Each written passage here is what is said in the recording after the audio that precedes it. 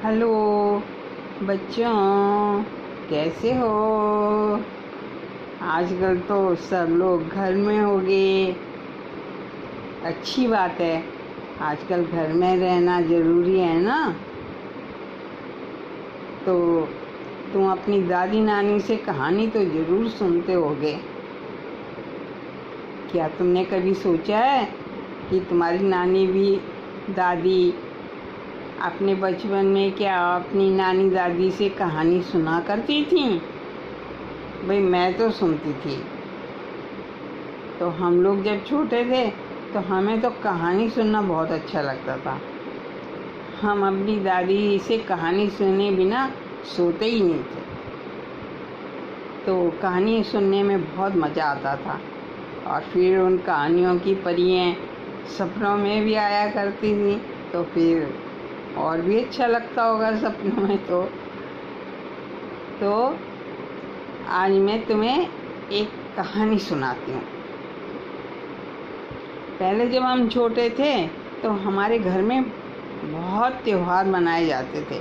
हर महीने में एक या दो त्यौहार तो ज़रूर आता था, और हर त्यौहार से जुड़ी हुई कोई ना कोई कहानी होती थी, जो हमारी घर की या तो हमारी माँ, चाची, ताई जो भी होती थी, वो पूजा के समय उस कहानी को सुनाती थी। हम लोग छोटे थे तो उन कहानियों में तो हमें इतना मज़ा नहीं आता था, क्योंकि वो उन लोगों की होती थी अपने अपने त्यौहार से जुड़ी हुई। लेकिन प्रसाद खाने के लालच में पूजा में ज़रूर बैठते थे। तो लेकिन उसमें एक बात ज़रूरी थी कि या तो पूजा के शुरू में या अंत में एक कहानी गणेश जी की ज़रूर सुनाई जाती थी। तो अब तुम जानते हो, गणेश जी तो सबको अच्छे लगते हैं, सब बच्चों को, हमें भी लगते थे। तो हम गणेश जी की कहानी बहुत चाव से सुनते थे। एक कहानी उसमें से हम बच्चों को बहुत अच्छी लगती थी। हम बार बार उसी कहानी की फरमाइश करते थे। वैसे तो बहुत ज़्यादा कहानियाँ नहीं थी गणेश जी की, 3-4 कहानी थी। वो हर एक त्यौहार पे अदल बदल के हमारी चाची, ताई या हमारी माता सुनाया करती थी। लेकिन ये वाली कहानी हमें बहुत अच्छी लगती थी। तो ये कहानी इस प्रकार है। एक गांव में 2 बुढ़िया रहती थी।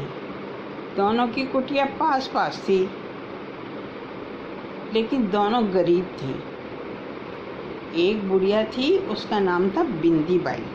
वो अपने बेटे बहू के साथ रहती थी, और वो बहुत भली औरत थी।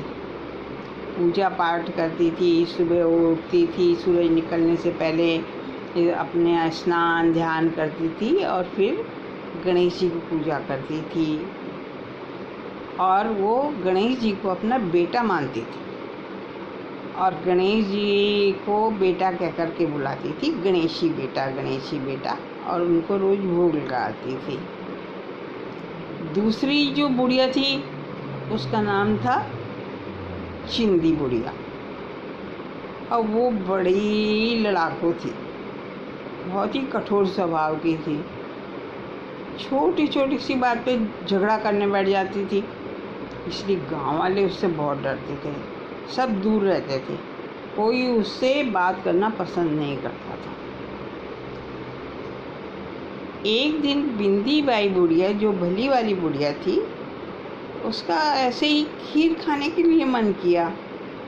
लेकिन आर्थिक स्थिति तो अच्छी थी नहीं, पैसे थे नहीं, कहाँ से दूध लाती, चीनी लाती, चावल लाती। तो उसने कहा कोई बात नहीं खाऊंगी। फिर उसने कहा चलो पूजा करने के लिए बैठी, तो उसने अपने मन की इच्छा अपने गणेशी बेटा को भी बताई कि गणेशी बेटा, आज मेरा खीर खाने का मन किया था, लेकिन पैसे नहीं थे, कुछ जुगाड़ नहीं था, इसलिए मैंने अपना इरादा छोड़ दिया। तो गणेशी बेटा ने कहा, अरे माँ, तू भी क्या ऐसी बात करती है, मैं हूँ ना तेरा गणेशी बेटा, बस तू चूल्हा जला खीर बनाने की तैयारी कर और मैं अभी सारा सामान लेके आता हूँ।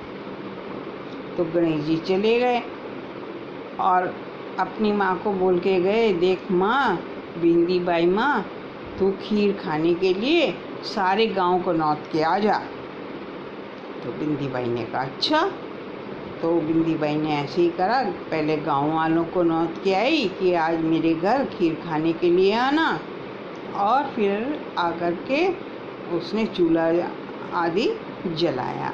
पहले तो गांव वालों ने बड़ा आश्चर्य किया, इतनी गरीब बुढ़िया है और सारे गांव को नौत लिए, कैसे खीर खिलाएगी।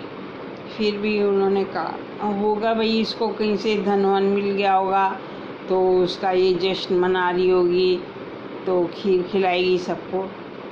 तो सब लोग उसका सम्मान भी करते थे, उसकी बात को मानते थे। तो गणेशी बेटा लेके आए खीर बनाने का सामान। इतनी छोटी सी लुटिया होती है, उसको बोलते हैं टमटी, उसमें दूध लाए। इतनी छोटी सी चमची उसको बोलते हैं, चम्मच से भी छोटी होती है, उसमें चावल, और ये इसको बोलते चुटकी। इतनी चुटकी में वो चीनी लेके आ गए और बुढ़िया माँ को दिया, बिंदी माँ को, कि माँ ले खीर बना ले। अब बिंदी बाई बुढ़िया ने तो अपने सर पे हाथ रख लिया, अरे गणेशी बेटा, इतने से सामान में कहीं खीर बनती है और तूने सारे गांव को नौतने के लिए बोल दिया, अब तो हमारी बड़ी बेइज्जती होगी। गणेशी बेटा ने कहा, अरे माँ तू चिंता ही मत कर, बस तू खीर बना। तो बिंदी बाई बुढ़िया ने गणेश जी का नाम लिया, ओम श्री गणेशाय नमः, और पतीले में खीर बनाने लगी। अब वो तो खीर फटाफट खीर बन गई और पूरा पतीला भर के इतनी अच्छी सी स्वादिष्ट खीर बन के तैयार। उसमें सारे मेवे, बादाम, किशमिश, काजू, इलायची, केसर, बहुत अच्छी सी खीर बन गई। तब तक 12 भी बज गए, सब गांव वाले आने शुरू हो गए, माँ भूख लगी है, खीर खिला, खीर खिला। बुढ़िया माँ ने सबका सम्मान किया और सबको बैठने के लिए बोला, और तब तक एक छोटी कटोरी में उसने खीर निकाली पतीले में से और गणेशी बेटा को जाके भोग लगाया। उसके बाद उसने सारे गांव वालों को खूब पेट भर के खीर खिलाई। जब सब गांव वालों ने पेट भर के खीर खा ली तो सब बहुत खुश हुए और बिंदी बाई बुढ़िया को आशीर्वाद दिया और बहुत उसकी प्रशंसा की, और सब खुश होकर अपने अपने घर को चले गए। उसके बाद बिंदी बाई बुढ़िया ने बैठ कर के अपने परिवार के साथ पेट भर के, जी भर के अच्छी तरह से खीर खाई। अब चिंदी बुढ़िया भी आई थी खीर खाने के लिए, उसे भी बहुत स्वादिष्ट लगी थी और उसने बिंदी बुढ़िया को एक डोलची लेके आई थी और कह लगी कि इसमें मुझे खीर दे, मैं शाम को भी खाऊंगी। तो बिंदी बुढ़िया जो थी वो तो भली औरत थी, उसने कहा अच्छा कोई बात नहीं, उसको भर के डोलची भर के खीर दी। वो खीर लेके गई और उसने शाम को भी अपने घर में खीर खाई। अब सुबह सुबह बिंदी बुढ़िया का दरवाज़ा खटका। बिंदी बुढ़िया ने बड़ा आश्चर्य किया, अरे इतनी सुबह मेरा कौन दरवाज़ा खटखटा रहा है। उसने दरवाज़ा खोला तो वहाँ पर चिंदी बुढ़िया खड़ी थी और कहने लगी, ए बिंदी बाई, तूने कहाँ से इतनी अच्छी खीर बना ली, कहाँ से आए तेरे पास इतने सारे पैसे, तू तो इतनी गरीब बुढ़िया है, मेरे से भी गरीब बुढ़िया है, और सारे गांव वालों को तूने खीर खिलाई, सबको नौत लिया। मेरे को भी खीर खानी है, मेरे को भी गांव वालों को खीर खिलानी है। तूने जैसे खीर बनाई है, जहाँ से सामान लाई है, जैसे मुझे भी बता। तो बिंदी बाई ने कहा, देख बताती हूँ, मैं कहीं से भी सामान नहीं लाई, मैंने सिर्फ अपने गणेशी बेटा से कहा था, अपनी इच्छा प्रकट की थी खीर खाने की, उन्होंने मुझे सामान ला के दिया और मैंने खीर बनाई और गांव वालों को खिलाई। तो चिंदी बाई ने गुस्से से कहा, ठीक है, आज मुझे भी अपने गणेशी बेटा से खीर का सामान मंगवा के देना, मैं भी खीर बनाऊंगी। तो उसने कहा, अच्छा ठीक है। फिर बिंदी बुआई बुढ़िया ने अपना नहाना धोना सब कुछ करके पूजा की और फिर गणेशी बेटा से कहा, गणेशी बेटा ऐसे ऐसे आज ये साथ वाली चिंदी बुढ़िया आई थी और वो भी खीर खाना चाहती है, क्या तुम उसको भी सामान ला के दोगे? उसने कहा कि हाँ माँ, तू कह रही है तो मैं उसे भी सामान ला दूंगा। तो उसने कहा कि ठीक है, उसको भी सामान ला देना। अब गणेशी बेटा चिंदी बाई बुढ़िया की कुटिया पर गए, दरवाज़ा खड़खड़ाया। दिन के 10 बज रहे थे, सूरज इतना ऊपर चढ़ गया था, तब तक सो रही थी। उठी गुस्से से, कौन है, किसने मेरा दरवाज़ा खड़खड़ाया? तो गणेश जी ने कहा, मैं हूँ साथ वाली बिंदी बुढ़िया माँ का बेटा। तो उसने दरवाज़ा खोला चिंदी बाई ने, क्या है, क्यों आए हो, क्या काम है? तो उसने कहा कि बिंदी माँ ने कहा है कि तुम भी खीर खाना चाहती हो और तुम भी सामान मंगाना चाहती हो। तो उसने कहा, हाँ हाँ, मैं भी खीर खाना चाहती हूँ, मैं भी सामान मंगाना चाहती हूँ, ला के दो मुझे भी, मैं भी आज खीर बनाऊँगी। कहा, अच्छा माँ, तब तक तुम खीर बनाने का इंतजाम करो और पूरे गांव को न्योत के आ जाओ, तब तक मैं सामान लेके आता हूँ। थोड़ी देर में गणेश जी वही टमटी में दूध, चमची में चावल और चुटकी में चीनी लेके आ गए। अब बिंदी बाई तो बुढ़िया ने खूब अपशब्द बोलने शुरू किए गणेश जी को। अरे ऐसा निकम्मा ये है, गणेश है, इसको इतनी भी अक्ल नहीं है, इतने से सामान में क्या खीर बनती है, इसमें क्या खीर बनेगी, और ऐसे मेरे को क्या बेवकूफ़ समझा है, और ऐसी ऐसी बातें करने लगी। गणेश जी ने कहा कि शांत हो माँ, और तू खीर बनाने रख। अब उसने चिंदी बाई ने गुस्से से उसके अंदर, पतीली के अंदर वही दूध डाला और चावल डाले और खीर बनाने के लिए रख दिया। न गणेश जी का नाम लिया, न ईश्वर को याद किया और रख दिया और वहाँ बैठ गई। अब वो इतने से दूध, इतनी सी चीनी, इतने से चावल, कैसे खीर बने? वो जरा सी चलाती रही, फिर वो तो अभी बढ़ेगी, वो तो बढ़ी नहीं उतने की उतनी। बहुत गुस्सा आया उसे और उसने डंडा लेके वो गणेशी बेटा को मार के भगा दिया, जा यहाँ से निकल, और अपनी कुटिया का दरवाज़ा बंद कर दिया। और सोचने लगी, ये इतनी सी खीर बनी है, अब इसमें मैं खाऊंगी, क्या गांव वालों को खिलाऊंगी? तो जितनी है उसको मैं तो खा लूँ। और उसने पतीला चाट के खा के और उसको धो के उल्टा करके रख दिया और एक चद्दर ओढ़ करके और लेट गई और कुटिया का दरवाज़ा बंद कर दिया। अब गांव वाले आए, अरे चिंदी माँ, खीर खिला, बड़ी भूख लगी है। अंदर से चिल्लाई, चलो सब भागो यहाँ से, कोई खीर वीर नहीं है, कहीं खीर वीर नहीं है। अरे तूने न्योता दिया था, हमें बुलाया था, कोई न्योता होता नहीं है यहाँ, कोई खीर वीर नहीं है, चलो भागो। सबको भगा दिया।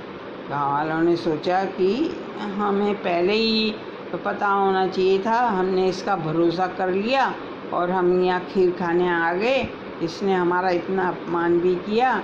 हमें तो पहले ही पता था कि ये इतनी खराब स्वभाव वाली औरत है, हमें इसका विश्वास नहीं करना चाहिए था और भला बुरा कहते हुए अपने अपने घर को चले गए। अब फिर क्या हुआ कि फिर वो चिंदी बुढ़िया जो थी फिर बिंदी बुढ़िया के घर पहुंची और जा कर के लठ भी लेके गई थी साथ में। दरवाज़ा पीटा, बिंदी बुढ़िया ने दरवाज़ा खोला और लगी उसको वो चिंदी बुढ़िया गालियाँ देने, झगड़ा करने। अरे तू चुड़ैल है, अरे तू है ना चोर है, तू डाकू है, पता नहीं कहाँ से सामान ले आई और मेरे को बहका दिया, मेरा गणेश ही बेटा लाया है और खीर बनाई है और तू ऐसी है वैसी है, और उसका बहुत अपमान किया। अब वो बिंदी बुढ़िया तो बड़ी भली औरत थी, तो उसने तब तक वो सुनती रही। काफ़ी देर जब वो बोल चुकी, चिंदी बुढ़िया बहुत कुछ उसको सुना चुकी, तब उसने कहा शांत हो मेरी बात सुन। तो वो थोड़ी सी शांत हुई। तो बिंदी बाई ने कहा, देख चिंदी बाई, तेरे को पता है हर एक शुभ काम करने से पहले गणेश जी का नाम लेना चाहिए, ईश्वर का नाम लेना चाहिए, और तूने वो कुछ भी नहीं किया। जो सामान मुझे लाके दिया था वही मेरे गणेश जी बेटा ने तुझे लाके दिया। अब तूने उसके अंदर दूध डाल दिया, चीनी डाल दी, अब वो तेरी वो खीर बढ़ी ही नहीं। तो इसमें मेरा क्या दोष है? मेरे से लड़ाई करने का क्या फ़ायदा है? और फिर जो बनी हुई थी उसमें से भी तूने गणेश जी बेटा को भोग भी नहीं लगाया और उनको इतना डंडा मार के भगा दिया। तो इतना बुरा व्यवहार किया। मेरे साथ लड़ाई करने से कोई फ़ायदा नहीं है। तू घर जा और सोच समझ और तू अपने व्यवहार को सुधार। गांव वालों के साथ भी तूने इतना अपमानित व्यवहार किया। तू अपने आप सोच और एक अच्छी स्त्री बनने की, अच्छे स्वभाव की स्त्री बनने की कोशिश कर। तब गांव वाले तेरा भी मान सम्मान करेंगे, तेरे से भी खुश होंगे, तेरे से भी प्रसन्न होंगे और सब तेरा मान करेंगे। तो चिंदी बुढ़िया फिर अपने घर चली गई।